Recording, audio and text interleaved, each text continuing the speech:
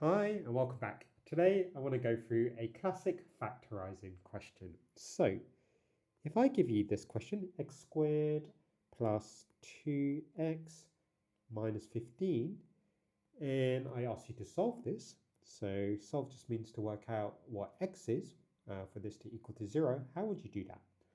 Well, you could either use the quadratic formula, or you could factorize, or you could complete the square. So let's factorize because that's the easiest method.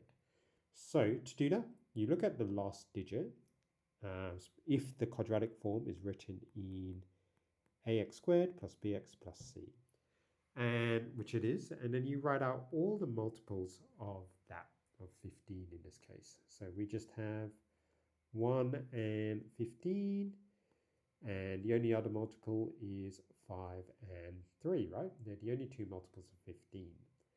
They need to multiply to give me negative 15. So that's a clue. So if they have to multiply to give you a negative value, that can only happen if only one of the signs is negative. The other sign has to be positive.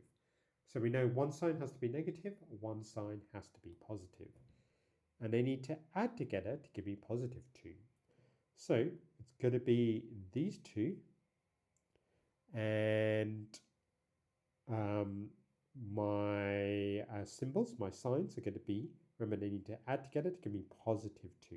So it would be negative 3, would it be negative 3 plus 5? It would be, right? Because negative 3 plus 5 is positive 2. So then you can write out your two brackets and write out your two factors. And then you could say that either the first factor equals to 0, whoops, that should say x minus 3, or the second factor equals to 0. And if you rearrange that, x equals to 3 as one of your solutions, or x equals to negative 5 as your second solution. Nice. So hopefully you now know how to factorize and solve quadratics. Thank you for watching and see you next time.